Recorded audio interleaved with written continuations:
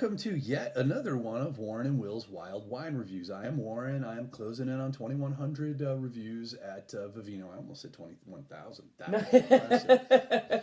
That is possible within your lifetime. Yep, it is. I'm Will. I'm a sommelier through the court, certified sommelier through the Court of Master Sommeliers, and together we are Warren and Will's Wild Wine Reviews. Though it's not likely, by the way, just to jump back on that I'm going to get 21,000. It's not even gold. All right, so let's give you a little bit of info. This is called MCV. It's from MCV Winery, and it's their 1105 wine. Now, MCV, if you know any Roman numerals at all, you know it's 1105. Mm-hmm. And it's funny, I was just talking about this with someone the other night at Dogtown. They were talking about the different kinds of math they'd use. And I was like, you know what? There's only one thing that I learned after, well, actually I learned it long before algebra, that I really use a lot. The most valuable mathematic thing I ever learned in my entire life. And it's the only thing I've needed routinely as an adult that I've not ever needed any of the other math once you get past multiplication, division, and I haven't needed anything past that.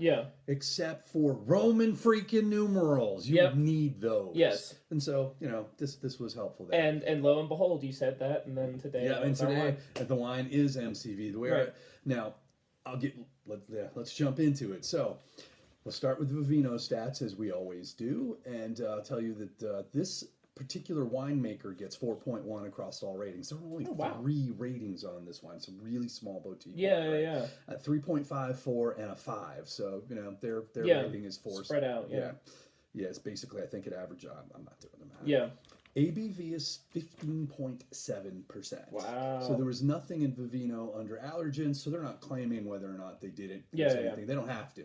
So the ones that you see it's because the vineyard chose to share that info. Now, it also doesn't mean that they have to, and that there might not be any, because not everybody uses eggs or milk to clarify their wine. Yeah, and not as many wineries are on the ball as Ridge are about that kind of thing. Right. Yeah. Now, it wasn't Ridge that we did last time, but it was. But Ridge will always tell you. Right. All right, so the average price, according to Vivino, for this is $50. If you're a local, pop over to Vintage Cellar. I got it for $25. Yeah. Now, Matt Villard is the winemaker and the owner of MCV Wines. Okay. I couldn't find anything that suggested they actually own a vineyard. They source their grapes. Right. That must be what MCV stands for. I bet his middle name is something that begins with a C. Probably so. Yeah. That would make a lot of sense. And then he just, because he knows Roman numerals. Hey, it's a cool little monogram. Yeah.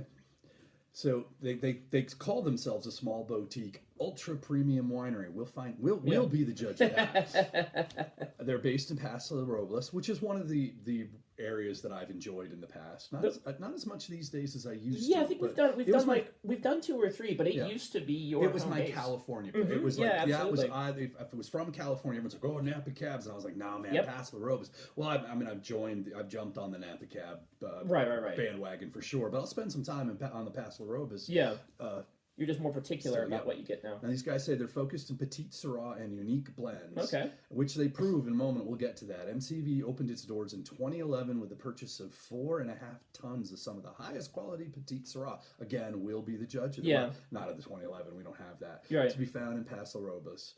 Their grapes are sourced from the highest quality vineyards throughout the region. This is, I'm quoting them now, created in small lot batches to focus on the wine's individual character. Cool. It's a good thing to do. Yeah. If you're in a place like that. I mean, they're not going to say it up. We buy wine from people. And I don't expect this to be crap. But nobody's going to say gold here at MCV. So what we have here, this is a blend, and I got the blend breakdown. It is 61% Petite Syrah. Okay. 15% Tanette. Okay. 9% Shiraz. Yeah. 8% Grenache. 6% Petit Verdot. And 1% Viognier. A whopping 1% Viognier. 1% Sometimes that's all you need. Well, they had it, so they want, I guess. Well, and in that little tiny dose, it does interesting things that it wouldn't do otherwise. All right, so we've already opened the bottle. Yes. So you're going to have to trust us that we're not faking it. Right. But I'm going to let Will do the honors because we have a Venturi. That was the name that I was trying to think of last time. Well, because of where we're doing it, we're not getting them decanted in advance because I'm not trying to bring a decanter with me that's full of wine. Right. And then I'm also so busy that I'm not going somewhere and not doing anything for a half hour to an hour. Like that sound? So that's what I was talking about last time. The micro oxygenation. My mom got me one of these for Christmas years and years and years ago, and that was we were whoops going too fast. Whoops. This is what I was talking about last time with the when you don't have time to decant it for know. So we're going to do this into the decanter, and then we'll do it one more time into the glass, and it should be pretty well developed by then. We're also going to have to get some glasses, I realize. Oh yeah, good call. Otherwise, we can just swig it out of the like pirates. Yes. This thing here just made me think of a Roger Zelazny novel, A Night in the Lonesome October. There's a point where a genie gets loose. Oh, yeah. And he has to capture it and put it back into leather. And he's got a half-full bottle of port. And he puts it into a port, and someone comes to his house, and he's like, would you like something to drink? Not the port. It's gone bad. Which is especially funny because port doesn't go bad. Right, but it will if you put a gin in it. Yeah, this is a little slower, than it normally is, because normally we have a bigger mouth, and so it doesn't back up. Right. Well, I wasn't expecting this to... I might not have done this for you folks if I had known it was going to take this long. We can always edit it. Do a couple of jump cuts. Change clothes. Change seats. One of us is wearing a hat. That stuff drives my kid crazy, by the way, when she does the editing for us, is the jumps where she doesn't have a nice place to jump into. Yeah, I mean, it's just one of those things. You do the best you can. So I say, she's like, well, you want to cut it here, but the next place to cut is here. And I'm like, nope, can't cut out all of that content. Just jump it here. People know. Right. They get it. They're along for the ride.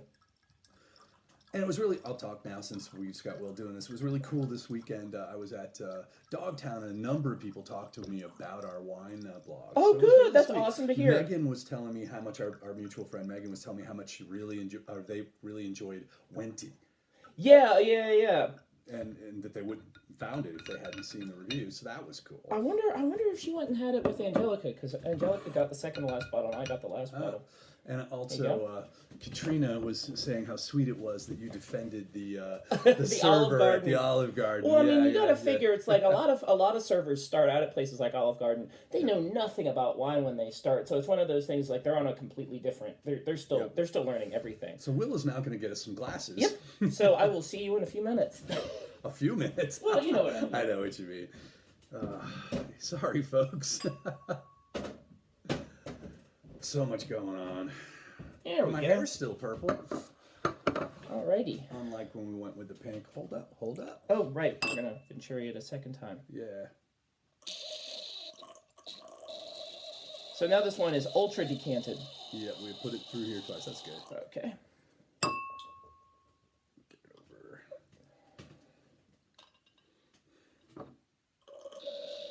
It's got a nice nose.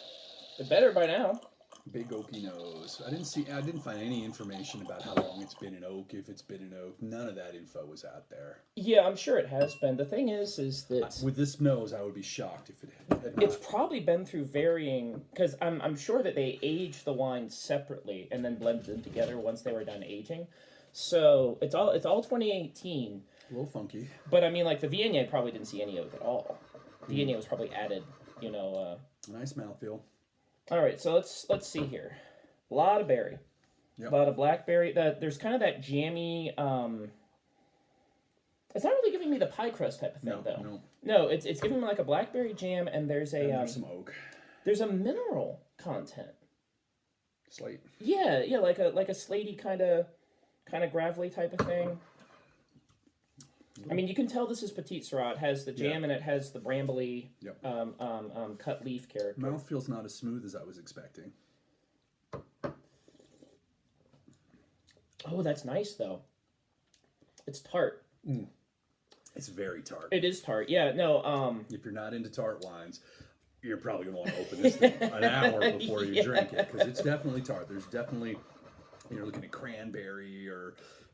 We fast forwarded as much as we could, but this wine is probably going to still open up while we're drinking. And we will, we're going to take our time with this first glass, and we will be able to tell you by the end of the review. So you might want to stick around, because if you don't like tart, I wouldn't recommend this one. But I also don't know how it's going to taste in a half hour, but we will. Yeah, and it's interesting. I really like the fact, and I say this often. There are many reasons that I like the fact that we do the the decanting with some of these wines, because I think it's really important to drive home that decanting isn't just a thing you do with expensive wines, or a pretentious thing. It actually serves a really valuable purpose. Yep. And one of those valuable purposes is if you're the kind of person that gets the last glass of wine, it's like, oh, it's just starting to taste good. You can get there by essentially exactly by fast forwarding through the stuff that you don't want to see to the action sequence. And I think that's really cool, because there are a lot of things about wine that puzzle people. Why did they do this? Why did they do that? It's like, well, some of it is pomposity. Some of it actually is utilitarian and serves a purpose. It's just glommed onto by pretentious people that don't know what it's for. Yeah, I know I don't know anything about wine, and this is an adventure, and I'm learning more and more every single week. The thing about wine, and this is true, I guess, with most kinds of knowledge, is that the more you delve into something, the more you realize how much you don't know about it. It's already softening up, and not as. So let me take back the second, third sip, and that kind of bitterness is already fading. So definitely decant this. I would recommend at least an hour. The nose is really interesting because, like I said, I'm getting a lot of berry, but there's an underlying funk underneath it. Yeah, but it's almost like a liqueur-like or a amaretto. Yeah. There's a the word is escaping me right now. I'll circle back to it in a second. Oh yeah, no, it's not as tart as it was. No, like literally. No. I mean, that's 2 or 3 minutes ago. How fast that stopped being tart. Yeah, I'm used to a wine being tart half of the bottle if it's gonna be tart, at the very least before it kind of softens up and stops being tart, or it never happens. It just stays tart, and I don't ever buy it again. Well, just think. But this one. So sorry, guys. I was ready to kind of write this one off. This is how quickly things can change, especially since we put a lot of alcohol. Sure, we did. We fortified this puppy ourselves. We put a lot of air into it. We did, yeah. And now that we're swirling it on our glass, the true nature of the wine is really emerging. Somebody asked me at Dogtown, why did people do that? I wasn't actually drinking wine. I haven't had a drink since our last. Okay. Yeah, I started putting the weight back on. Yeah. Got back up to 220, and I was like, no! Yeah. So I haven't had a drink since last Tuesday. Yeah. We do these on Tuesdays right now. And, dropped 5 pounds. Got back, and I'm back in the gym every day. Back with Rowan? No. No? No, I mean, I worked with Rowan to make sure I would get in. Right.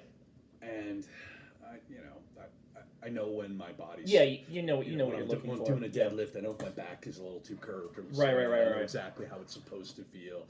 I deadlifted today, and I had no trouble making sure. There was one where I started, I'm like, dropped it, and realized that I kind of was out of form. And back at it with the correct form and finished out the set. Yeah.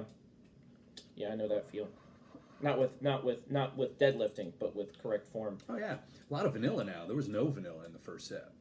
That's interesting. You know what? I think that's the liqueur-like thing I'm picking up in the nose as well as on the palate.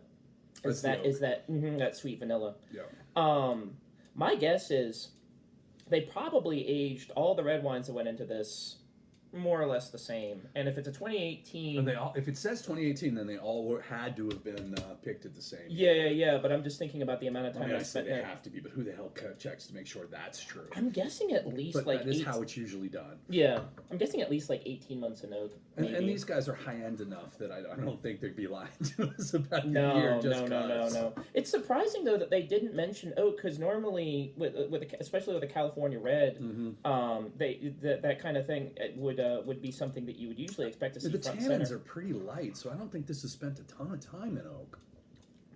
Yeah. Of course, I'm a bad judge of tannins, because people are like, oh my god, that's dry. And I'm like, oh yeah, it kind of is. No, I mean, the thing is that you're right with it's got Petit Syrah, Tannat, Shiraz. Yeah, man, I love Petit Syrah. And Petit Verdot. That was the selling point. You're right. No, you gotta, at this price, man, you gotta try this. I was like, Petit Verdot, 61%. Petit Syrah, rather. I'm on it, because Petit Syrah is one of my favorite grapes. I don't really, there are a few on their own, just Petit Syrah that I love, but mostly I love it as a blending.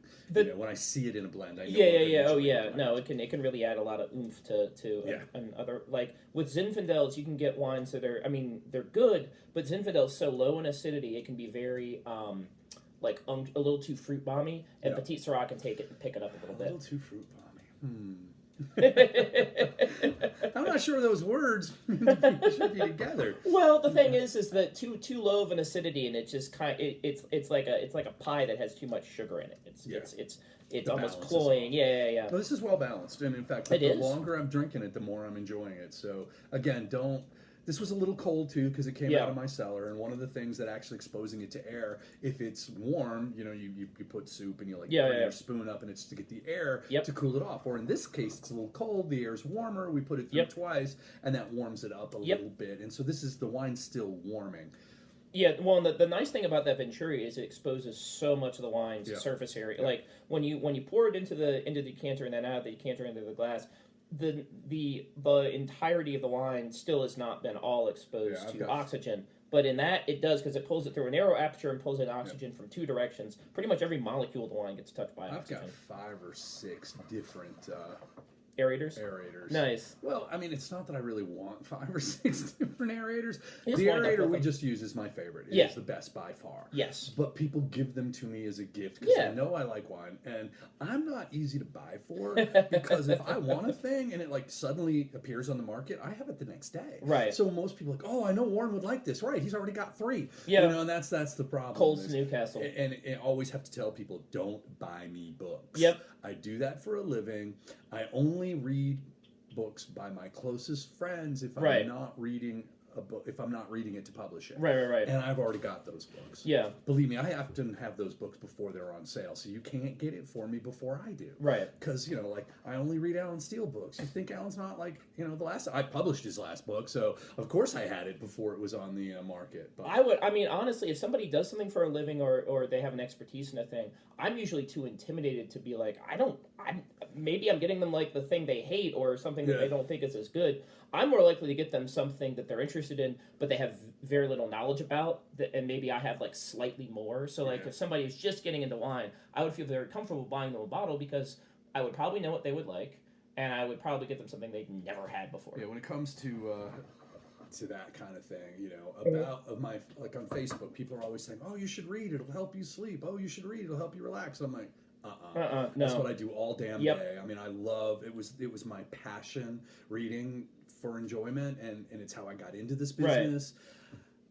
And it's just not as relaxing and all consuming as it used to be, and I want it to be, but it's not. Well, and the interesting thing is that's true of pretty much anything that's your profession. Yeah, and it's part of the reason that I'm kind of glad that I don't work in the wine industry anymore as much, and I enjoyed many aspects of the wine industry. I'm not saying that it was a slog or that I hated it or that at any point it made me rethink why do I like wine. But there's some tannins now. That's interesting. They hover around. Mine are in the front. Oh, really? Right in the front. Right interesting. Around my teeth and on the tip of my tongue. That particular sip. See, mine, the tannins that I'm picking up are hovering right around the back of my tongue and the bottom of my jawline, and it's usually taking about 3, 4, 5 seconds after I take a sip for them to kick in, like that chalky sort of dusty feeling around the back of my mouth. And that's what's interesting. Is that normally with a wine like this, especially with such heavy hitters in it, I would expect the tannins to be more of a front to back experience, and this is mostly happening at the back, and it sounds like you're picking the front up for me. That's awesome. And that's a genetic thing. It is. We have different. Our taste buds aren't the same. Yeah. The way we react to wines aren't the same. Fortunately, we like a lot of the same wines, but I wonder if someday in the future they'll be able to map taste buds like they do with fingerprints or maybe, biometric but eye we're scanning. not nearly as good at stuff as people think we are. We're terrible with fingerprints. Yeah. Everybody thinks fingerprints are this fail-safe thing. So there was a study done, and I noticed that it got buried by 100 other things when you search on it. Imagine people that. didn't want you to find it.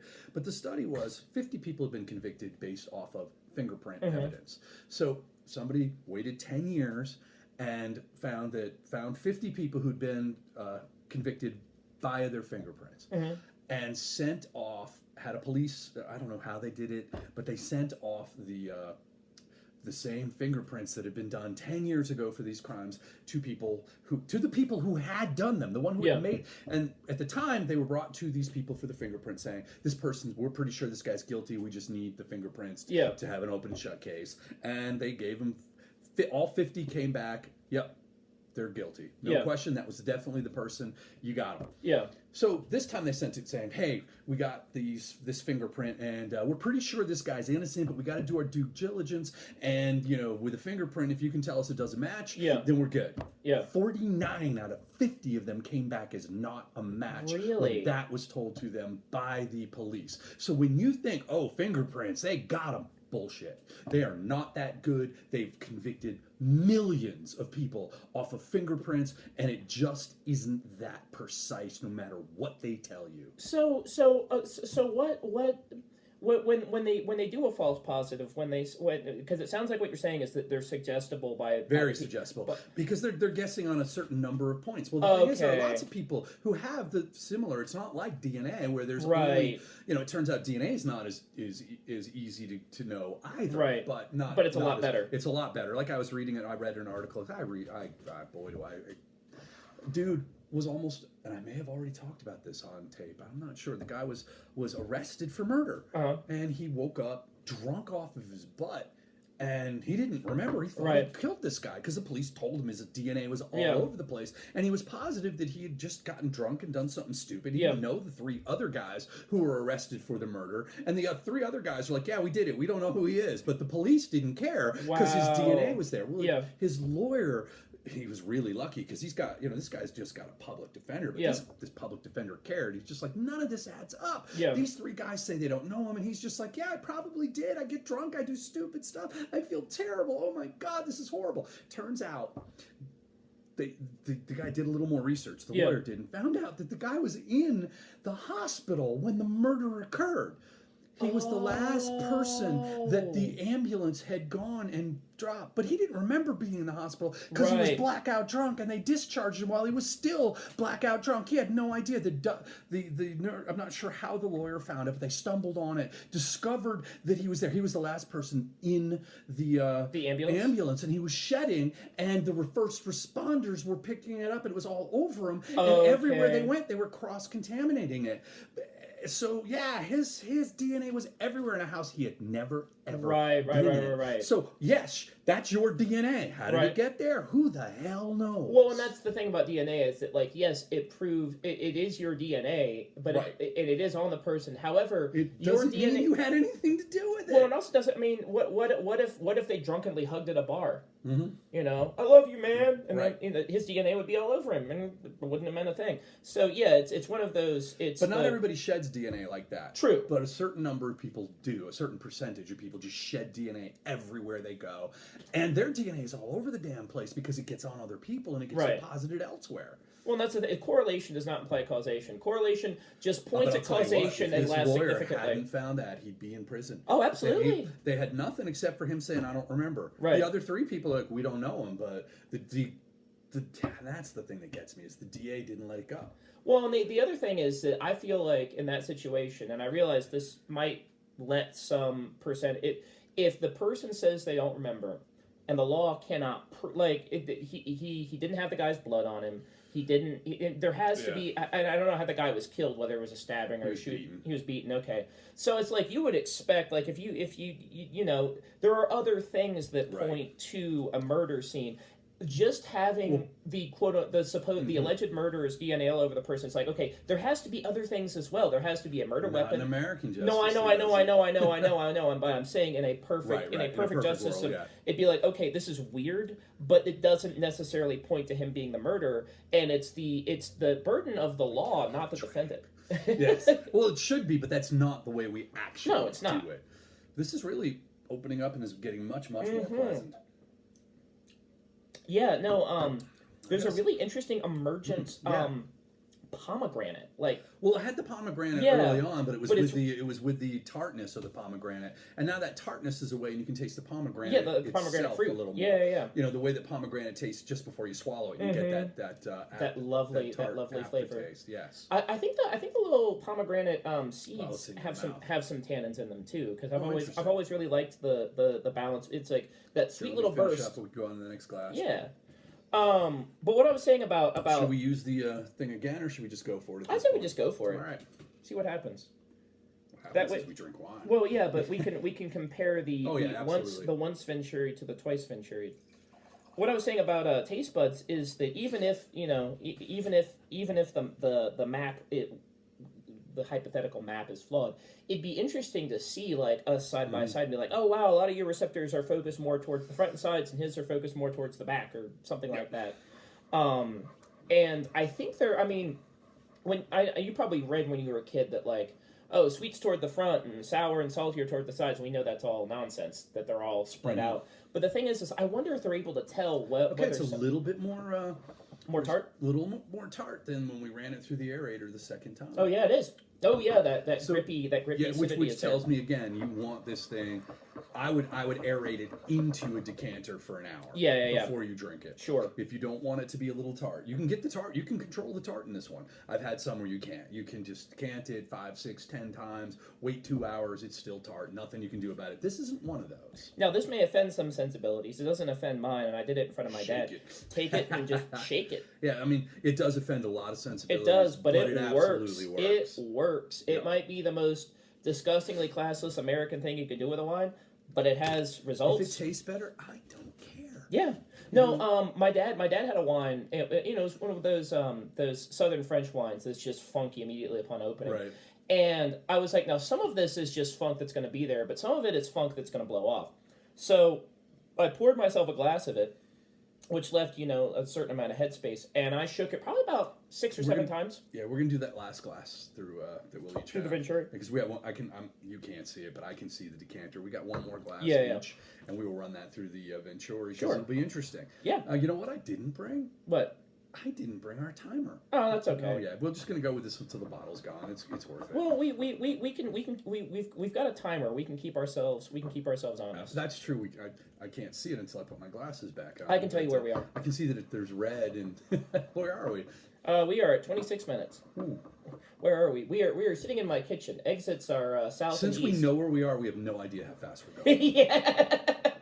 If we knew how fast we were going, we have no idea where we are. Well, technically, actually, we don't know how physics joke. We don't know how fast we're going because from our perception, right, the planet's moving. Right, the exactly. What's our inertial frame of reference? Right, we can't. But if you know all that, then you don't know where you are. Correct. If you know where you are, you can't know how fast you're going. I can't explain that. I just know that it's true. The people I trust tell me it's true, so it's true. I don't have that much physics in my background. I wish I did, but I don't. There's a guy I went to high school with. He was a senior when I was in 7th grade. I remember one of his senior quotes was, he was like, he's like, all these personal questions, like position, velocity. I don't know that I'd want people asking me this stuff if I were an electron.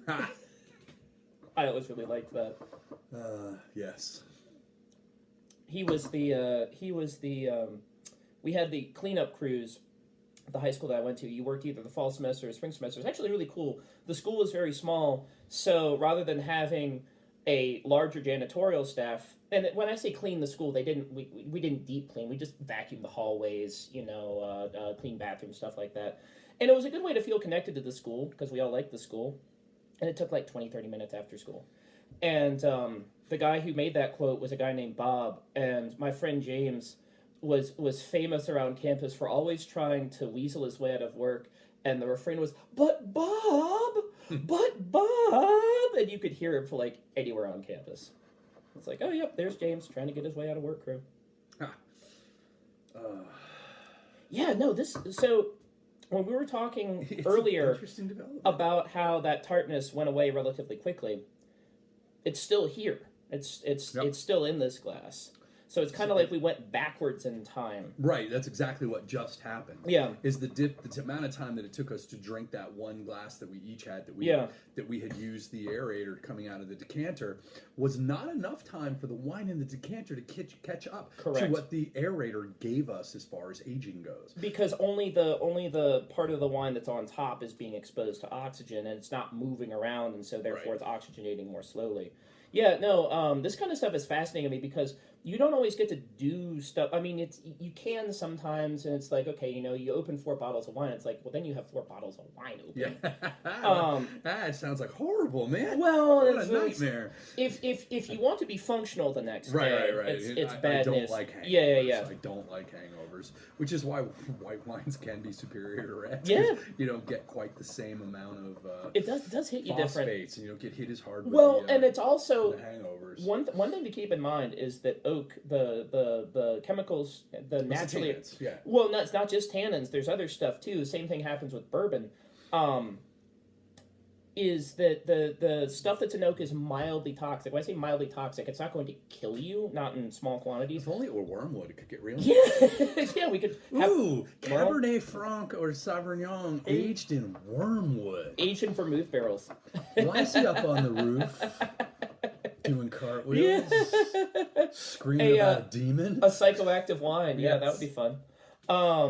But the oak is mildly toxic, and it does contribute to people often say that 75% of a hangover is dehydration. That is absolutely false. Now, dehydration can make a bad hangover worse. And not being dehydrated, having lots of electrolytes, yes, can make it easier to deal with it. Absolutely, but this was unintentional science. I didn't know that I was doing the science on myself, but I did it. Yeah.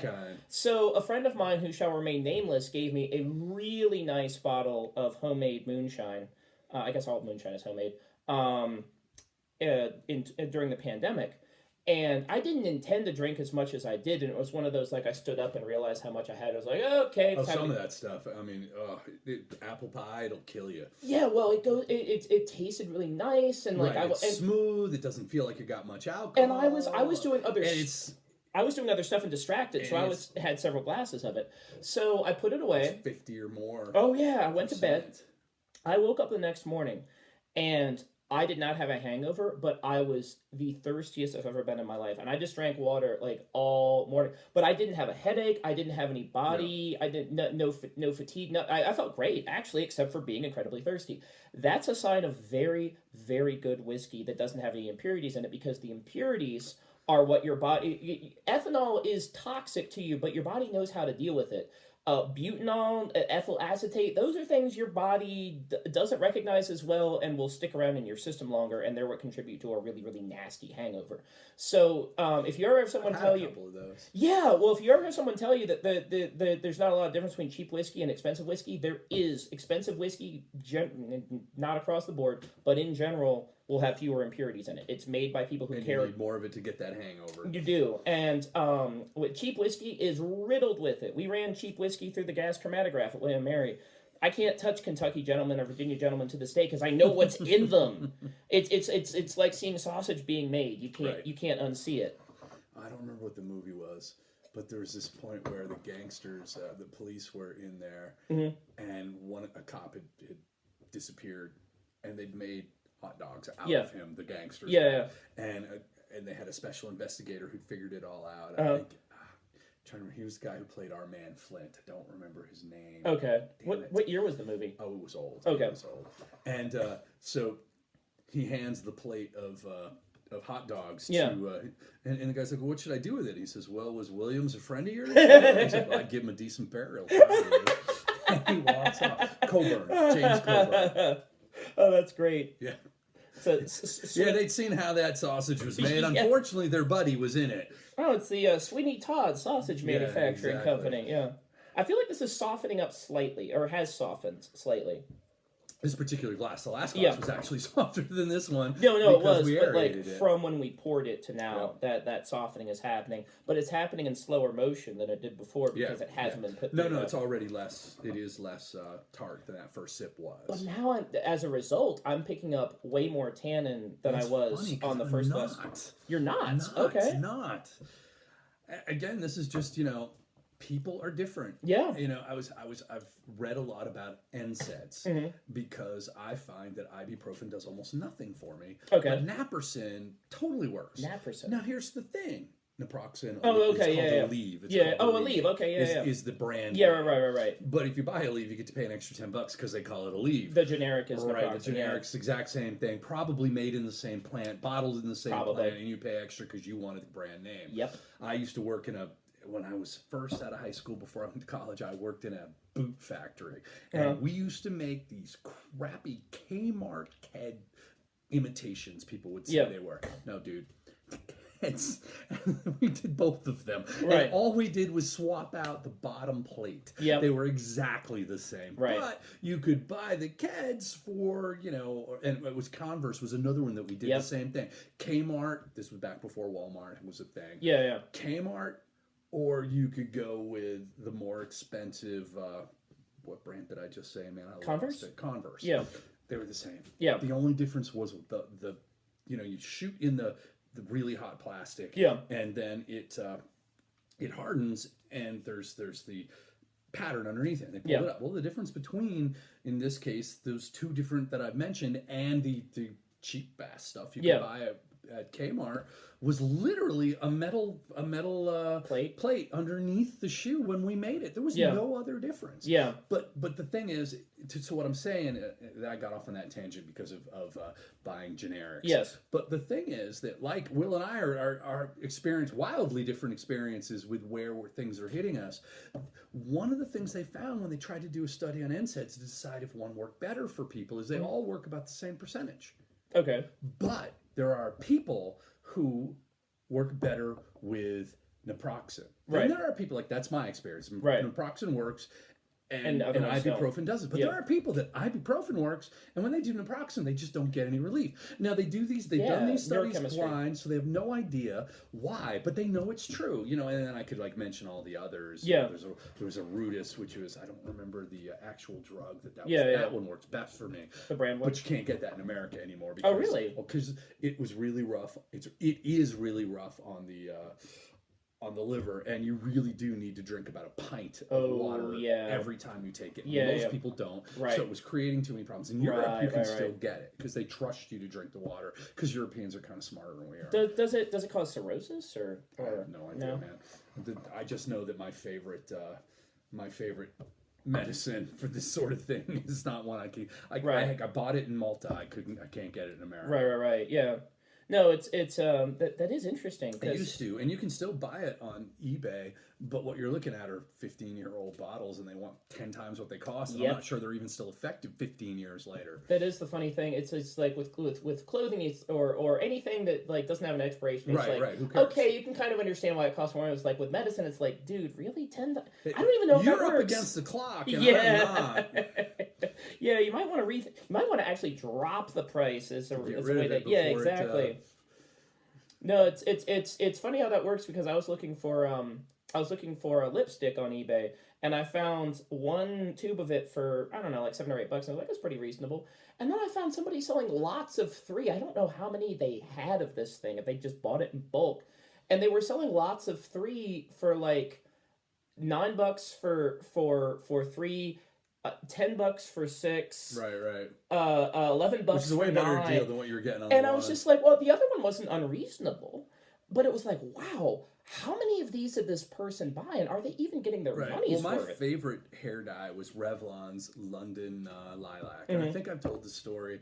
I wasn't dyeing my hair, but my daughter dyed her hair, and but people go, oh, because people always say this too, when you have a wild hair color, is that natural? Yeah, they think it's a joke, and they think you've never heard it before. Right, they think it's original. Hey, dude, I've heard it before. We've all heard it before, but her answer was every time, yes, my dad has the same freaking hair color you will see. And so we were invited to a party. We were both invited to the party by somebody, a mutual acquaintance. Now, my daughter's an adult, so we don't normally run in the same social circles. So she can make that joke. But we do have some overlap. So she saw that I was going to the party, because I think there was Facebook involved, so you can see who else is going. Yeah. And she was like, Dad, you gotta do me a favor. And I was like, what? She's like, and she sent me a link, and this was back before Revlon discontinued London Lilac. She's like, you've got to dye your hair this color, because I've been telling people forever that it's natural, and I got it from my dad, so when you walk into that party, I'll introduce them. Here's my dad, look at his hair. So I was like, all right, that's too fun, let's do it. And I've been kind of purple ever since. I'm just trying to imagine you going, dye my hair. I would never do that. That never even crossed my mind. I know. I used that's to have, the joke. Back in the 80s, my hair would be 3 colors. Now, right. They weren't like wild colors like they are now. What I would do is I would have, my hair would be the color that it is, which is, my hair is a kind of a chestnut brown. Yeah. And then I would have them pull out about 10% and just bleach it white. Right. Just pull it with a cap, and it's called a, what do they call that? Frosted. Yeah. And so they'd pull out about 10% of your hair, and they'd make it white. And so now I would have chestnut brown, and white. And then I would come back a week later, and I would pull out 10% more of my hair, and we would do the color in between white and chestnut brown. Okay. So I had these really cool streaks. Yeah. And that's awesome. Strangely looked more natural than you would ever think it could. No, I actually could see that working really well because it creates a gradient. I remember one night I was somewhere, and this really attractive woman started talking to me, and she said, "I wish that my natural hair looked as good as yours." And I was like, yeah, me too, honey. I wish my natural hair looked as good as mine, because it was total artifice. It was total artifice. There have been times when I've been out and like when I dress as a girl, I do it in kind of like, you can't tell based on the way I wear it now, but my hair is actually a lot longer than it looks. I just brush it back off of my face, and I part it in the opposite direction. Mine's not. It's just as long as it looks. Yep, because you don't do it. I don't hide it, yeah. Yep. I part it the other direction, which creates this big volume of hair on this side, but I get a French curl, and people have been really, really embarrassed in the past when they're like, they assume that I'm wearing a wig, and I'm like, no, and they get really, they feel embarrassed. I'm like, oh, I'm really sorry. I'm like, no, actually, in a weird way, that's a compliment, because you're saying that my hair, like, because wigs are kind of like this frozen little thing of perfection, and it's like, no, if you think my hair looks like a wig, I'm taking that to mean that you're saying that you think it looks so good that I couldn't have done this on my own. Paul Stanley has decent long hair, but he doesn't have the curl he had when he was younger. Right. And he doesn't really want to, I'm guessing, Paul has not said these things to me. Paul and I have talked about a lot of stuff, but we never talked about hair. And my guess is that, like me, he's decided as he gets older, he doesn't want to perm it anymore. Yeah. Can he doesn't want it to fall out. Yep. You know, I stopped perming my hair. I permed my hair all through the 80s, which is funny as hell, because this is my natural hair, and you can see I've got the body. I don't have to do anything to get that. I just have it. In the 80s, my hair was curly AF. Right. And, but I would then perm it on top, and I could get my hair up to like here, which is the thing we did in the 80s. Yep. You know, I could like walk into a place, and if the door sill was under 7 feet, my hair would hit it. I had hair. It was tall. I don't do that anymore. But I'm thinking of like clearance signs on bridges. Yeah, I had some point in all that. You and Paul never talked about hair, but he stopped perming his hair because of the chemical process. Because we were talking about your wig. Yeah. So my point there was, there's a guy with gray hair, and he wears a wig on stage because what he's trying to do is capture Paul Stanley from the 70s. Yeah, he's got a look. He wants to do that without perming his hair today. Totally. A thing that he did back in the 70s. It's funny because he used to say, all the guys in Kiss used to say, oh, well, we had this curly hair, and back in the 60s, we had to iron it flat, but now it's great that everybody wants big hair because that's our hair. Yeah. Everybody said that, and they all lied.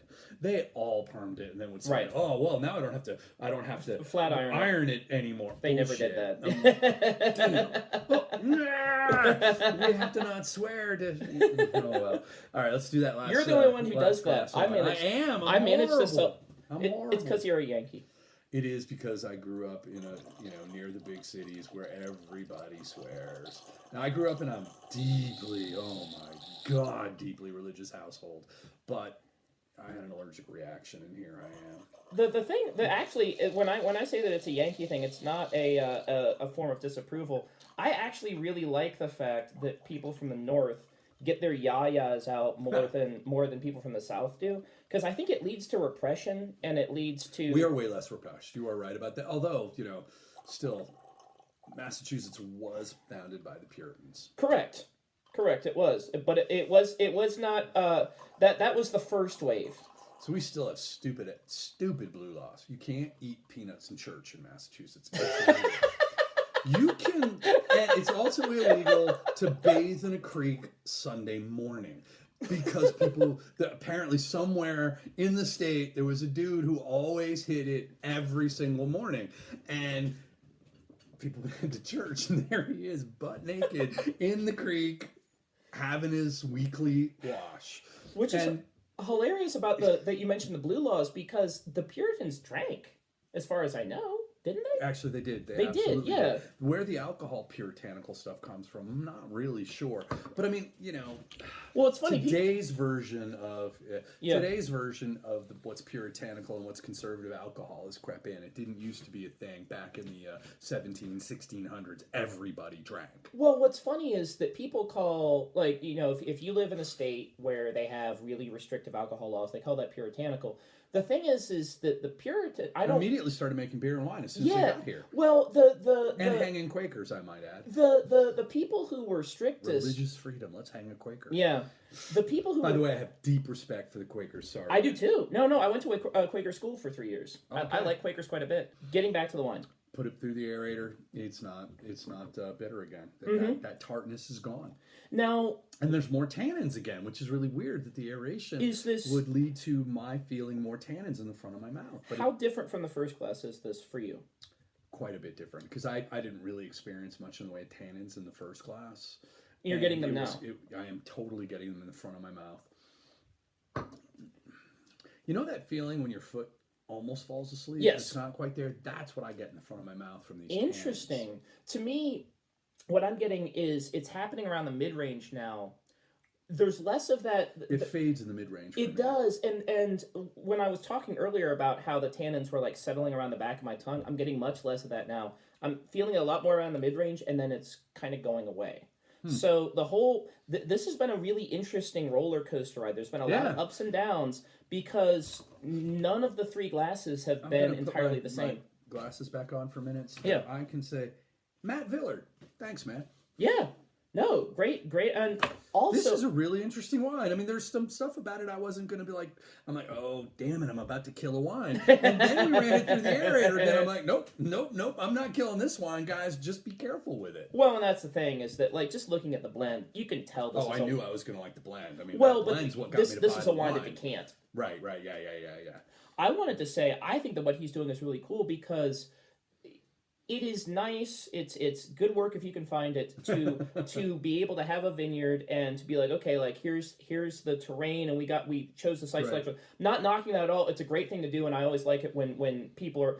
But it's also a nice thing if you're a good winemaker and you're able to source fruit from places. Be like, okay, I'm going to choose site A for the Petit Verdot, but site B has really good Grenache. What I should do someday is call up all of my favorite vineyards, see if I can talk to the winemaker and ask them, when you're sourcing your grapes, how do you decide which ones go into your most expensive and which ones don't? I mean, Molly Duker has this thing on their website where they explain that it's how much you can feel the fruit. And I'm like going, no, I don't buy that. No. I love Molly Duker, but I don't buy that. So they're like, we put our best fruit into their most expensive Velvet Glove. Right. And they're... and their lowest one as far as their Syrah goes is the Boxer, and they won't go lower than that. I'm like, you know what? In a blind tasting, the Boxer often ties the... I don't think it ever beats it, but it often ties their most expensive wine. Which tells you they're not putting inferior fruit into I mean, the Boxer. The quality difference between the grapes and the Boxer, I just don't think it's very much. Well, and here's the thing, is that some of that stuff is pragmatism. If you've ever been at a winery at Harvest, and you've ever been at a winery when they're doing blending trials, not all of it, but some of it is pragmatism. It's like I haven't. Well, and it's interesting to watch because it is neither sheer artistry nor is it brute pragmatism. It's a really interesting mixture of the two, and a lot of it is kismet. Sometimes a winemaker will be like, this fell into my lap. I had no control over this. And so with the fruit at Harvest, like when you get a bunch of grapes in, and you can run pH and total acidity and sugar, and so you're like looking at it like, okay, I can just tell this is a good batch of fruit. However, if you get 3 batches of good fruit, you have no idea how different they'll be when they are finished wines. You could groups A, B, and C, and then A has like way more raspberry and strawberry, and the same grape. Group B has way more blackberry, and Group C is also good, but has way more tannin, and we didn't see that coming. And it's like, okay, 3. What's the blend? Yeah. Well, exactly. And what are we trying to accomplish? There's the art is what are we trying to accomplish? How to blend these 3, because you don't want to give them equal. I mean, you might, but you probably don't want to give them equal representation in there. Right. But what is it you're trying to feature, and how will the different strengths and weaknesses of these wines actually do that thing for you? Well, and that's getting back to an earlier topic in past videos, is that the consistency through mediocrity is how you appeal to a mass market type thing. Right. But with wines like this, it's like, okay, we're along for the ride. We want to see what the winemaker wants to do. I have had friends tell me that our videos where I slag on Apothic Red make them sad because they like it. And I feel bad, but I don't like it. You are allowed to like wines that Warren and I don't like. Absolutely. We are not saying they're bad wines. And I haven't said this in a while, but you know what the difference between a good wine and a bad wine is? Do you like it? Right.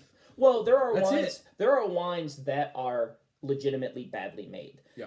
It is relatively hard to find them. You have to go to in America.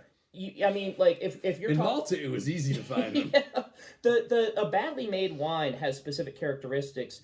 It's not no longer a matter of taste. It's like there is something objectively wrong with how the wine was made.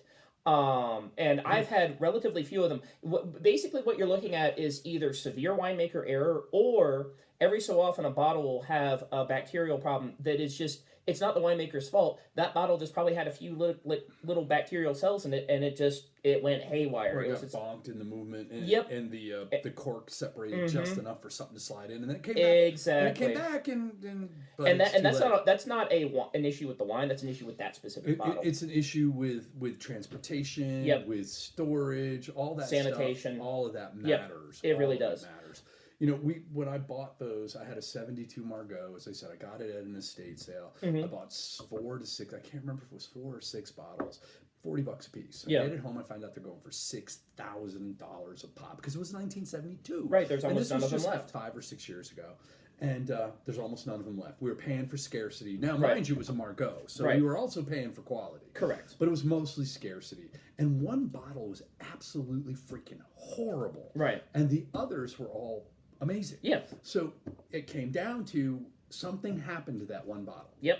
And if that had been the first one I drank, I'd have tried to find a way to get that $6,000. Exactly. I wouldn't have been interested in drinking it. But since I had one of the good ones first, when I had the bad one, I was just like, oh, bummer. Well, this one's not the that rest. good. The rest might be but okay. the rest might be okay. Yep. And considering how good the first one was, because I think I had it second or third, I'm not giving up on this wine for one bad bottle. And in the end, I'm buying what could have cost me $36,000 worth of wine for $240. So I'm not complaining. If you've ever, like this house is a great example of this. The temperature gradients in rooms are very, very interesting, and you can have a cellar or a thing that's more or less averages out to 60 degrees, but one part of it might be a little bit warmer, and one part of it might be a little bit cooler, and you could have a case or however many bottles spread out over a 6-foot range. And you don't know it, but they're in different temperature regions. Yep. Different things are happening because different types of bacteria become more active at certain temperatures. And you were trying to do the best that you could, curate your wine collection as carefully as possible, and something still goes off. And it's not your fault. It's not the winemaker's fault. It's just random chance and the bacterial flora and fauna. I've always wondered if you had the 4 of them like on a top row of a wine rack, because I have wine racks that are four.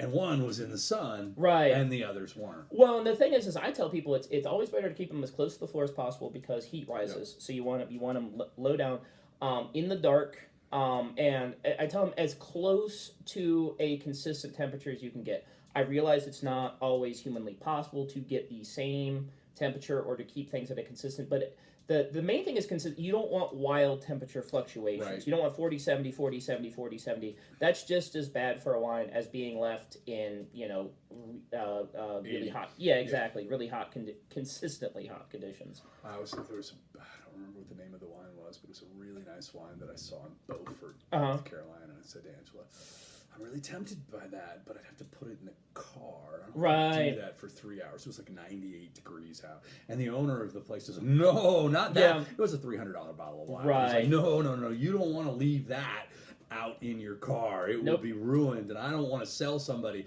a $300 bottle of wine and have them not happy with it.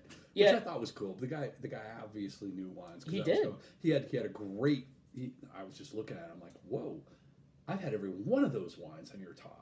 Right. And that's generally there are a bunch of wines that don't belong there. When I look at somebody, say every one of his wines on his top shelf in the place he was featuring it, they belong there. There wasn't one bad wine. And then I'm looking at his non-feature stuff, and I'm like, dude, that's a great wine. That's a great wine. That's a great wine. He's like, I'm like, oh no, you're right. That one's great too. Yeah. The place in Beaufort, I wish I could remember the name of it. Yeah. The dude who's doing it really, really has the wines in the right places, and the prices were pretty. I mean, they were a little more expensive for the very top end, but his price on the mid range was pretty close to what you'd get outside of a beach town. And Beaufort is definitely a beach / right. So there's going to be a slight markup because of that. Yeah. Right. Sure. I'm okay with paying a little extra. I know the reason I'm paying extra is because they have higher rent. Yep. I get that. Or it's like it happens weirdly in other places too. Like you'll find a wine store in the middle of nowhere, like here in Floyd, where their lower to mid range stuff is like really reasonably priced, and their higher end stuff is a little more expensive. It's like, well, I kind of understand because like people don't buy that as often. You're sort of paying for the risk, and they know taking. Those of us who do are okay with paying that. Yeah, exactly. Price. At this point, with the price of gas, it's basically the equivalent of driving to a big city. Right. I mean, that's the thing that I remember all the time when I'm like, oh, well, I could get this for $5 cheaper in Christiansburg. But then I have to drive to Christiansburg. 30 miles away. So I got my time and I've got the gas price. And how much gas am I going to burn in that? I'm going to gas a gallon. So, a gallon in each direction. So we're talking $6. It's, Okay. I'm saving $1. Right. I mean, so, you got it. Most people don't factor that in, but you got it. You have to. Yeah. Well, and the thing that I tell people is that it's the difference between price, cost, and value. Yeah. So price is what you're paying for the thing. Cost is what the person that you're buying it from paid for the thing. And then value is how much you want that thing at that given moment. And so if you're looking at a bottle of wine and it's your favorite wine ever, and it's $10 more expensive than you'd usually pay for it, but it's the last bottle on the shelf, its value might be worth the price. On the other hand, if it's a bottle of wine you can get anywhere and it's $5 more expensive, I'm not buying that. I know what it's worth to me. Food Lion. Yeah, gotcha. I know what its value is to me. Its value is $10. It's not $15 to me, and I can get it $10 somewhere else relatively easily. Right around the corner. Mm-hmm, so it's not. It's you not drive to another town, then that $5 starts to be a thing. But if you don't, it's funny because our local wine shop was owned by, I don't even want to call him a curmudgeon. He was curmudgeon. But at any rate, when I first moved here, I was like, dude. All of his wine sucked. I mean, it was terrible. His best wine was probably Apothecary was the best wine he had. It wasn't quite that bad. No, it really was that bad. And was so I walked in and I talked to him about it. I remember what it was like back then. And I was like, dude, so here, who's your distributor? Yeah. And he told me, I'm like, all right, could you just bring in? And this was 10 years ago when the Prisoner was a better bottle of wine than it is today. Yeah. I said, because I knew the distributor he mentioned. They didn't have Molly Duker, but they had the Prisoner. I was like, bring in the Prisoner. He's like, that's a $50 bottle of wine. I won't sell any of them. I'm like, okay, here's what I'm telling you, bro. I just moved here. Now we're getting the light, but I'm just going to move my head a little. Okay. I will buy all 6 bottles. I will buy one a week. I want you to put it up so that other people can have the opportunity. He absolutely refused. Yeah. I'm like, dude, I'll pay you for them in freaking advance. And then if other people sell them, you bring more in, and then, I'll get those. I'll buy one. And he wouldn't do it. He just wouldn't do it. It was the strangest damn thing. I'm like, you don't want to make money? You make more money on the bigger bottles than you do on the cheaper ones. You do. I think that Tom had a and he didn't trust anybody. Well, but that's why I tried to take trust out of it and say, I'll pay you in advance. The store became a weird reflection of his own identity, and I think that he got very tied to the store only reflecting what he was about. And I think that I don't want to get too psychoanalytical. I think that he felt weird, and I'm not justifying this. It just is. I think that he felt weird bringing in wines that he knew nothing about. And I don't think he knew a lot about wine. I didn't know anything about wine, man. But what was interesting is that when he died... Really, other than Zydeco, I don't think he knew anything about anything. But when he died and the store got bought and taken over by various friends of his here in Floyd, they didn't have... I was really bummed to be left out of that. They didn't have an ego wrapped up in... Right. So I went back to them after he died, to the new owners, and said, here's what I'd like to do. And they said, okay. And they said, sure. And they I promised I would buy one. They all knew me, so they all believed that I wouldn't, lie to them. I only got 2 of the 6 bottles. They all sold. Yeah. And so what happened is there was and I knew that they would, because one of the things that I know from talking to my friends who run, both the owner and, both Randall and Keith, is that there are a number of people from Floyd who come in once a week or once a month and drop real coin there because they couldn't buy decent wines in Floyd. Well, now there's at least, I would say, 10 good bottles of wine at the wine at Floyd, the Republic of Floyd. Yeah. And it was because I begged them, bring this one in. And then that sold. They didn't need me, and they just kept ordering it. And then I would tell them another wine that I liked that I knew their distributor could deliver, and they would get it, and I'd concentrate on that. And then but after a while, they're just like, okay, there is a high-end market in this town. It's not huge, but it's 5 to 10 bottles of wine that we can have over here in the expensive section all the time. So the great thing about that is, in my case, is this won't happen to me. Oh my God, some of my wine friends are coming over. I need to go get a good bottle of wine. You can do that in Floyd now. You can. You can go, there's always a bottle that you won't be embarrassed. Now, I'm never going to have to do that because I have 100 bottles. I'm never going to have a less than 100 bottles unless I decide I'm leaving the country again. Right. At any given time, I can always pull one. But if I couldn't, I'd be okay. Because if I know they're coming, I can get there and get a bottle that I'm not going to be embarrassed by now. And the thing is that the Republic of Floyd, they've got the Wente, Republic of Floyd, we're really, really giving a lot of love to Republic of Floyd, which I'm very happy to do. When I went in recently, Republic of Floyd, don't tell anybody to give me Pinot Noir.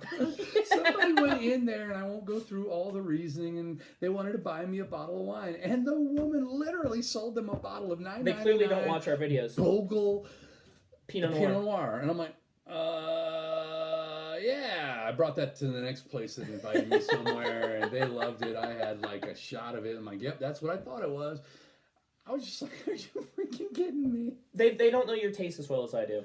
Well, maybe, had the right person been working, it wouldn't have been a problem. Correct. But unfortunately, Jeannie wasn't working. Yeah.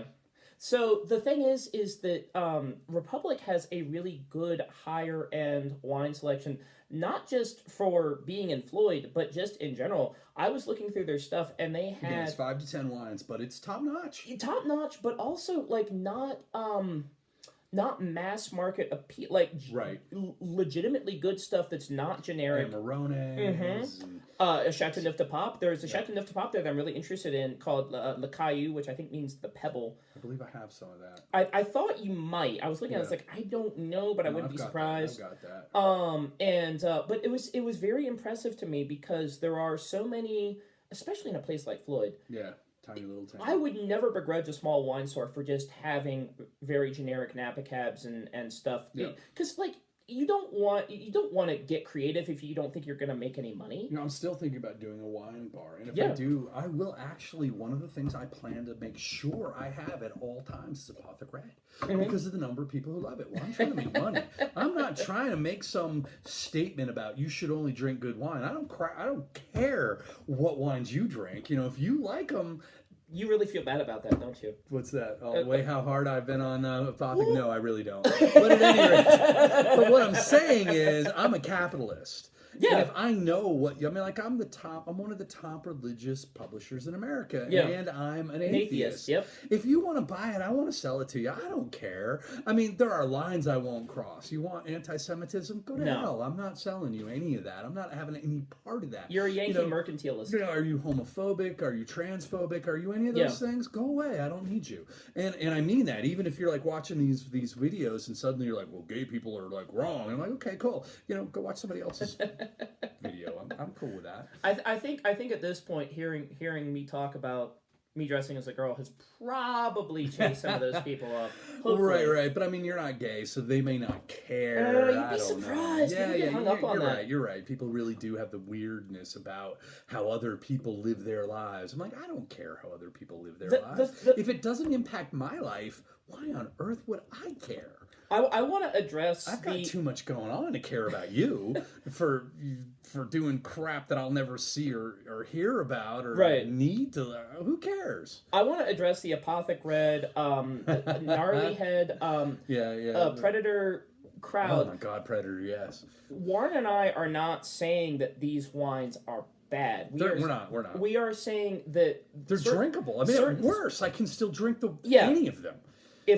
On a night, if I go to a party, that's all they got. I can drink it. Yeah. What Warren and I are saying is that there are certain things about the wine that make them less appealing compared to other wines. Better wines. Yeah, and also they don't sell at Food Lion. No one should ever feel like. Let me give you a good example. There are people whose entire identity is wrapped around how expensive and how prestigious the Napa Cabs or Bordeaux or whatever wine they drink, or whatever country it's from, however expensive and prestigious they are, and they will try to grind people like me into the dirt. Or even someone like me whose favorite bottle is only $30. Now, I routinely drink the wines they approve of. But you give me the boxer, you can punch and in their I'm weight class. home. I can't. Right, but the thing is, yeah, you're right. But they still look down on me because I enjoy the cheaper wines. Right, and by cheaper, I'm still talking. These are $30 bottles of wine that are really, really well made, and almost none of them are American. But like, here's my point: is that when they say like, what do you think of such and such Napa Cab? I'm like, I don't know, I haven't had it. And they're like, oh, you have had it. Yeah. And you can be like, oh, I think this or I think that, and they're like, oh, okay. Here, let me pull it up because I don't remember that one, but it's a Napa Cab. And I'm like, I don't know. The odds are I've had it because I've had almost 200 Napa Cabs. But I have had an Italian petite men sing, and Right. Well, I mean, the funny thing about them is they're like being this like, yeah. And you've had wines they've never even heard of and wouldn't even know what to think about. I've seen things you people wouldn't believe. Yeah. Yes. And the point that I'm trying to make is that anyone out there can try to make you feel bad. Warren and I are not trying to make anyone feel bad. If we do, it is not our intent. If you like Apothic Red, keep liking it. Don't listen to me. Absolutely. I'm an asshole. Well, no, I did it again. I swore. It's true, though. I am.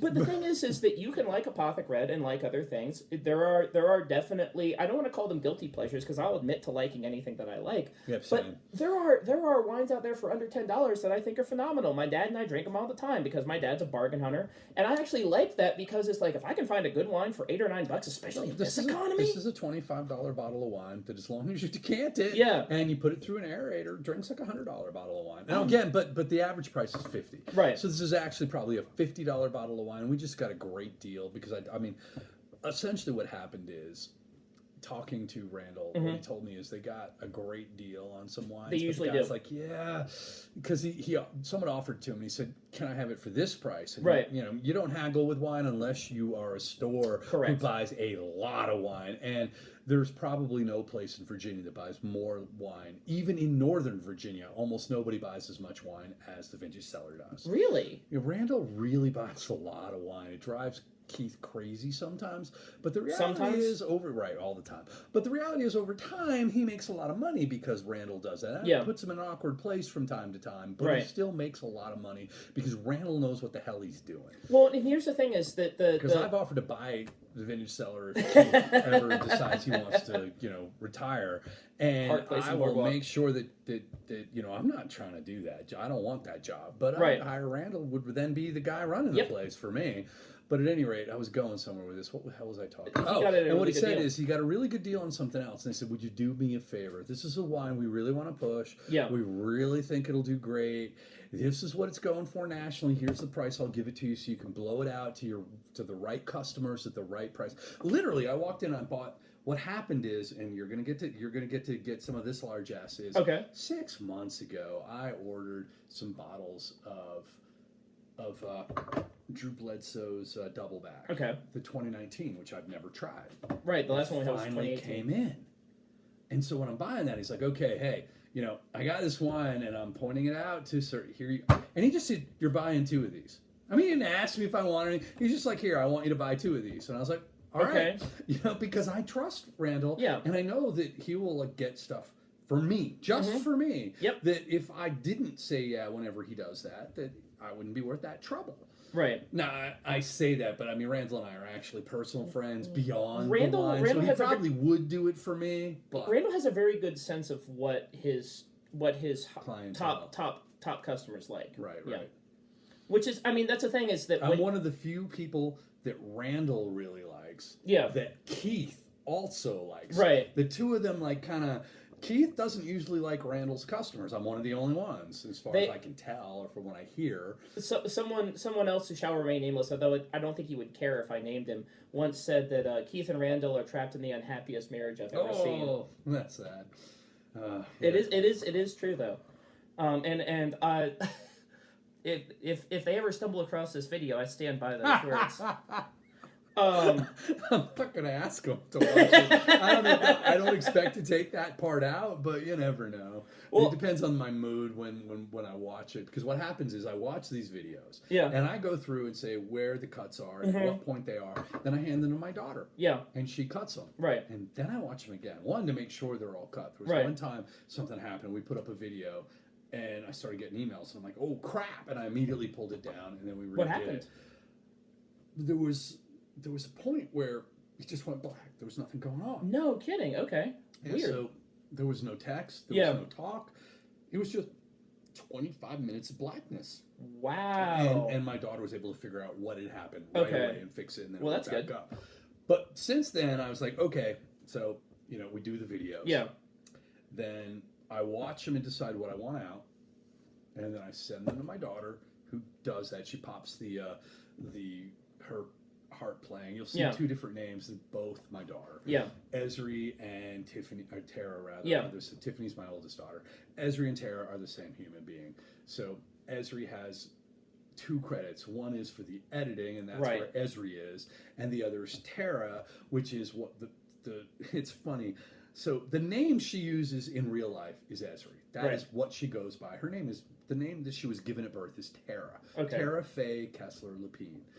That's her whole name. My wife and I didn't do right. So, but at any rate, the perfect name for an FAE is, and her last name is FAE, so it's like the Fae. Yeah. Which is the perfect name for an Irish harpist. Yeah. Tara Faye. Tara is, there's the seat of the High Kings of Ireland. Right, exactly. Yeah. So she recognizes that we gave her the perfect name, and she didn't have to like claim it as the it's name. Not a stage it's name. Not her stage name. That's her actual name. The funny thing is, the name she goes with is not the one. It's not the one we gave her. Her stage name is her first and middle name. Her real names, which I find amusing. That is funny. And a lot of parents would be like offended, like that's not the name I gave you. But as somebody who spent years in metal not using his real name, I get it. As I like to joke sometimes. It was only my last name. When people are like, I have another name that I go by, I'm like, yeah, I don't really approve of that. Because I have an entirely different name that I go by when I'm dressed as a girl. I'm like, yeah, no, I'm really against people not using their birth name. I walked up to some poor kid. He was maybe 5, 6. He was probably 13 or 14, and he had just this beautiful long hair. I mean, I was jealous of his hair. And I tapped him on the shoulder, and I'm like, dude, we don't allow long hair. And he turns around and he looks me straight in the chest, and he looks freaking terrified. And then he sees and then his eyes goes up, and he's like, ah! And then we both smiled, and it was cool. But for 1 minute, I thought he was just going to fall down and die. No, I last summer I got invited to and I should note that when I got invited to this party, I was at Dogtown, and I was dressed as a girl, and I was talking with some friends of mine who were quite a bit younger than me, Gen Zs, 21, 22, 25, and I said, so what are you guys getting into tonight? Just, generally shooting the breeze. And they're like, oh, we're going to a party out at Tommy's. And I was like, oh, cool, what's going on? They're like, oh, it's going to be a huge thing. It's a cross-dressing party. I was like, yeah, I don't morally approve of that. Like, wait, it took them. It took them a second because they're like, wait, oh, yeah. It's funny. I was at a party. It was one of Katie. She's now Ren. Oh yeah. And so 2 dudes showed up. Nobody knew them, but they mentioned someone's name who told them the party was happening. Right. And Katie looked at me, and I'm like, I'm gonna fuck with them. So she said, please. And so I went, dude, you made it. I knew you'd be here. And they're looking at me like, who is this guy? And I'm like, I'm so glad you made it. I was not sure you were gonna. And they're like. And I went on and on. Yeah. I'm like, dudes, I'm just screwing with you. I have no idea who you are. Like, oh my God, thank God, because we don't. They were trying to remember your name. How would they not remember me? They couldn't even remember me because I'd never seen them before in my life. Well, and also they're like, if we tell him we don't know him, is he going to be offended? Right. Well, they throw us out, right? Because clearly everybody knows this guy here. Right. Because everybody was. I mean, when I did that, the whole party just turned. Yeah. And because I knew everybody there, and everybody there knew me. This was a Floyd party, and these 2 dudes just showed up, and she was just like, I got you. I got it. They're like, should we leave? When I finally said, I'm like, no, man, we don't care. Have a good time. Just don't be a jerk. And they weren't. Just Yankee things. Yeah, but I played with them. I had to.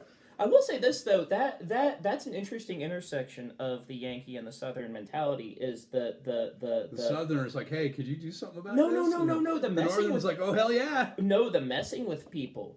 the deadpan messing with people. Right. I've encountered that a lot more in Appalachia than I did in Lowland, Virginia. But the deadpan messing with people is a facet of Upper New England and Southern Appalachia. And okay, that's interesting. And I think what it is I think it's a Celtic thing. Okay, I could see that. I think because when I went to Ireland, their humor is very dry. That country. Oh yeah, me too. Their humor is very dry, and I was like, you know what? Thing that Upper New England and Southern Appalachia have in common? Lots and lots of Celtic people. Yeah. Oh yeah. The Celts. Yeah. I mean, both Irish and actually Scots Irish. Correct. Founded this particular area. Yeah. It was really funny. One of the things that happens to me regularly when I'm in Europe is I start talking and people are like, oh my God, you're a Yank. I've never figured that. Right. And I'm trying to figure out what it is about me that doesn't look like an American. Because I feel Did they think you were German? They don't ever tell me what they think I was. Although a lot of people think I'm British. Because of the kind of yeah. I was gonna say Saxony, which I guess could be. I think I said this the first time that I actually I was at a KISS.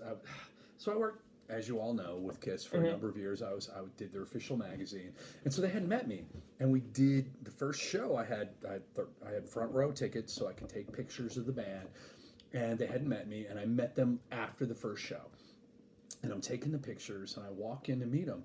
And the drummer, Eric Singer, was like, dude, Paul and I spotted you instantly. And I'm like, that dude's British. And both Paul and Eric from the front row, well, I mean, the drummer, and from Paul playing right there, looking down, and I stand out. Yeah. So even if you're KISS and you're looking at your front row, I stand out. And it was interesting to me that these guys who've traveled the world, who've met people from everywhere, were like, took one look at me and they're like, British. Both thought you were British. And they were wrong. I'm American. But I can see that actually. It's like what they were probably. I thought it was interesting. They probably were looking at you and they were expecting like an Ozzy Osbourne type of accent to come out of your mouth. And I don't dress like other people do. I never have. Or I'm trying to think of.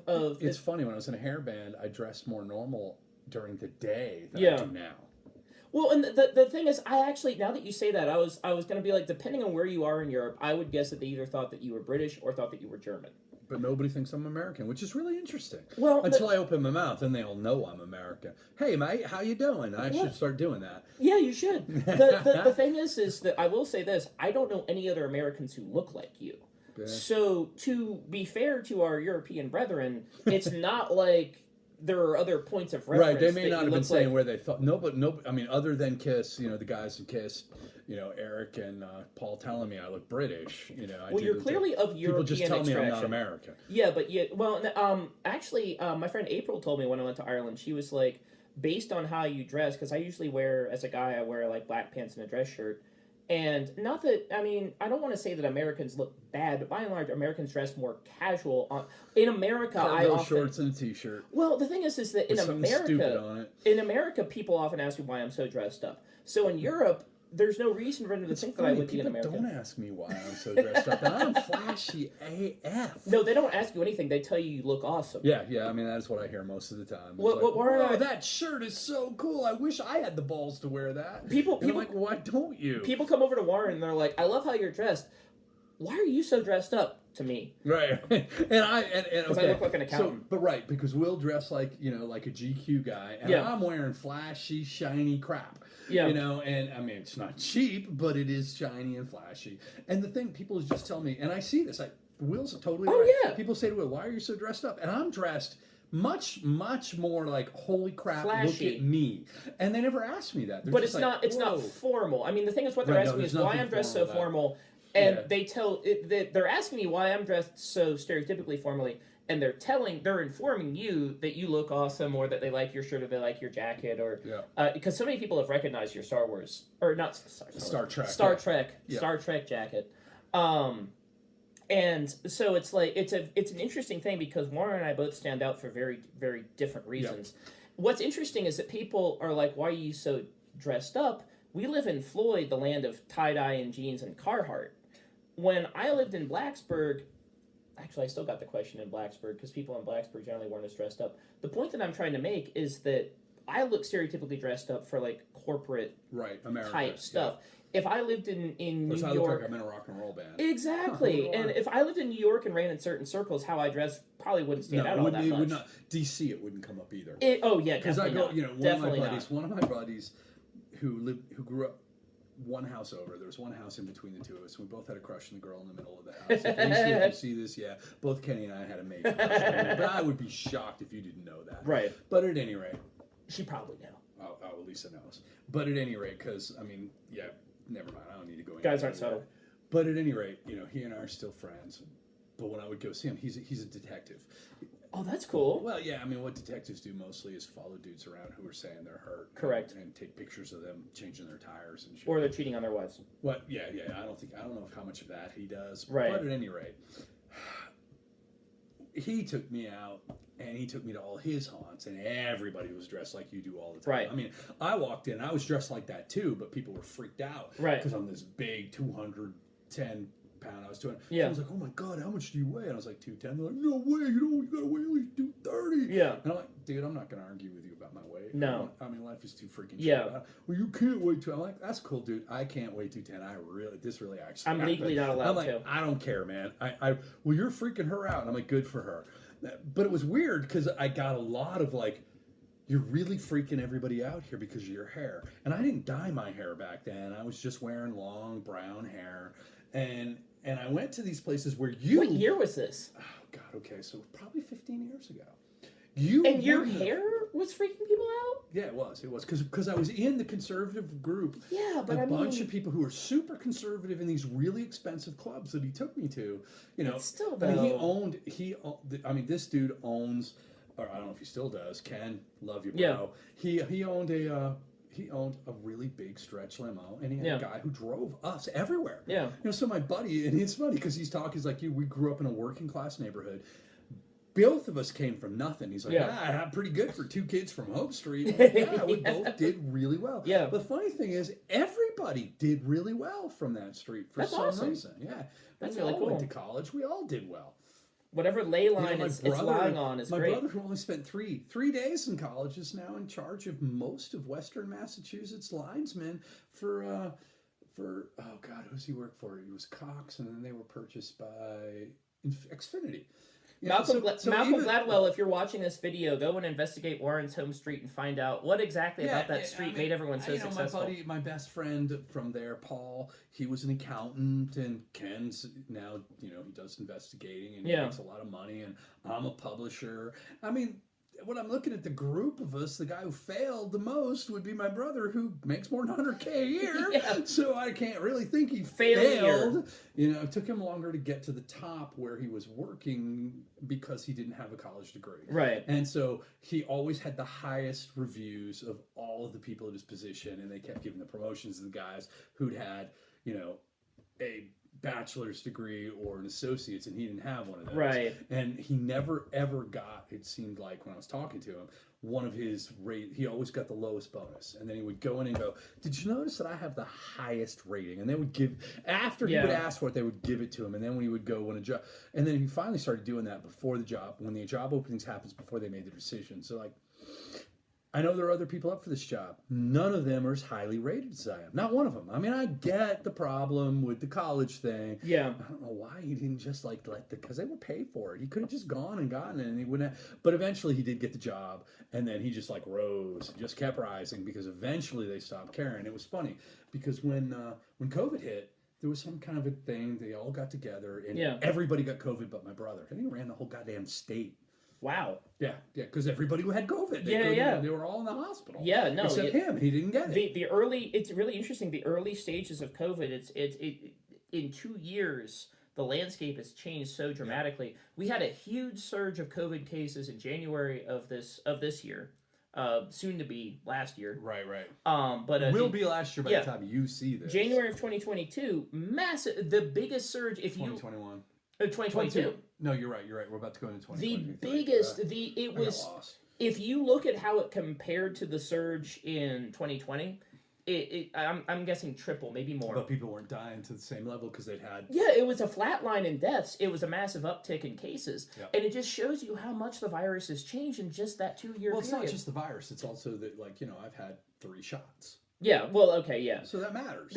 My cousin did. The landscape has My changed. cousin caught COVID 4 days. He was diagnosed with COVID 4 days before he was supposed to get his shot. Yeah. He died. Oh my gosh. A year and a half later, I got COVID. I had a bad day. I had a really bad day. And then I had 2 not so good days, and then I was fine. Right. And it took me another week before I tested negative and could leave the house. And I made sure I tested negative at least 3 days apart before I actually left the house. But that's the difference. And the difference isn't that, I mean, part of it is my cousin was 5'9" and 300 pounds, and I'm 6'2" at 210 pounds. Right. There's a lot of factors. There's a lot of factors. There's a big, and I work out 2 hours a day. Yeah. So part of my weight, a good portion of why I'm overweight is muscle mass. Yes, correct. And he was he didn't have any muscle mass. As far as I could tell, he didn't work out. Right. You know, I said a thing earlier today. I don't mind having a beer belly as long as it's a 6-pack. He had a keg. It killed him. But the thing is, that's not really where I was trying to go with this. What I'm trying to go with this is he probably wouldn't die now either if he had the shots. No, the whole thing has changed. Now it's people over 80 who are dying, and not the people under. Much. It does happen, but I was talking with a friend today, and her a good friend of hers works in the ICU. And she said, "Oh yeah," she said, "You know, it's so full." And she said, "Oh, COVID." And she said, "No, flu." Yeah. They don't have a single There's a COVID. triple thing going on. They don't have a COVID case in the hospital right now. But the flu is really bad this year. Oh yeah. All right. Well, that's enough of that. Yes. Let's. By the way, if you have the opportunity to pick up this wine at $50, I would say it's worth it. Just make sure you decant it. At $25 is way worth it. It's really. But you still need to decant it. It's really gentle right now. To be decanted. It's really gentle right now. Like this wine has.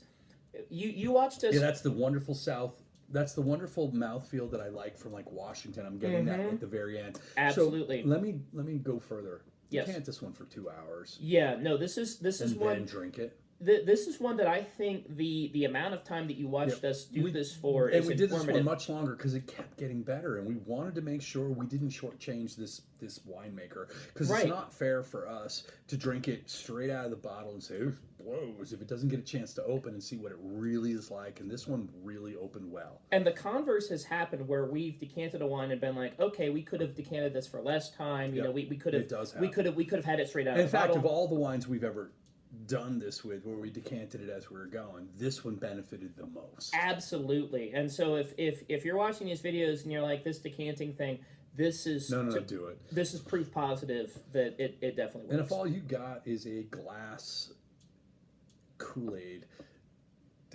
a jug, a pitcher, use it, because use whatever you got. I stay away from plastic, but otherwise, if you can pour it in and pour it out, you're good. Yep. All right. Well, thank you very much for joining us. You have a wonderful night. Sláinte. Cheers.